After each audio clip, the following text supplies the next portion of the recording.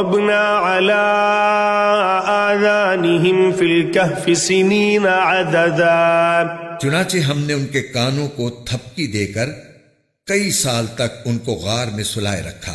ثم بعثناهم لنعلم أي الحزبين أحصى لما لبثوا أمدا. پھر ہم نے ان کو جگایا تاکہ یہ دیکھیں کہ ان کے دو گروہوں میں سے کون سا گروہ اپنے سوئے رہنے کی مدت کا زیادہ صحیح شمار کرتا ہے.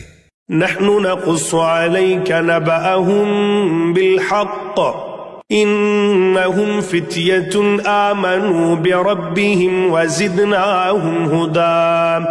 ہم تمہارے سامنے ان کا واقعہ ٹھیک ٹھیک بیان کرتے ہیں.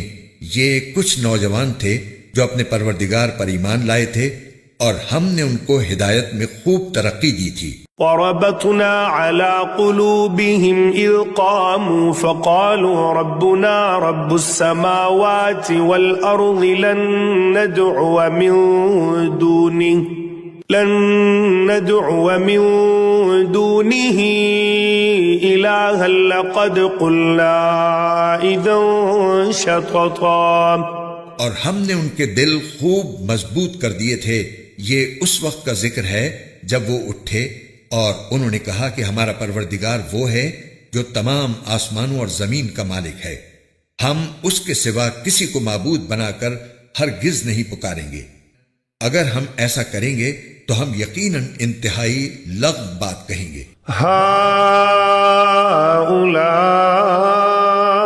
قوم اتخذوا من دونه آلهة لولا يأتون عليهم بسلطان بين فمن أظلم ممن افترى على الله كذبا.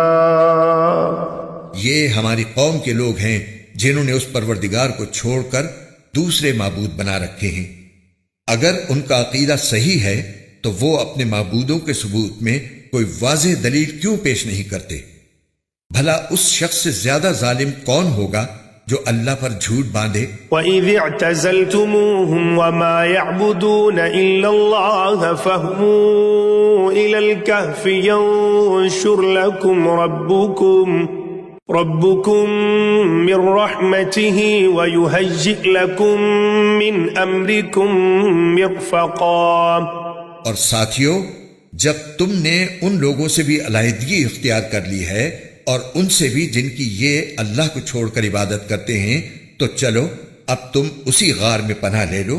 تمہارا پروردگار تمہارے لیے اپنا دامن رحمت پھیلا دے گا اور تمہارے کام میں آسانی کے اسباب مہیا فرمائے گا.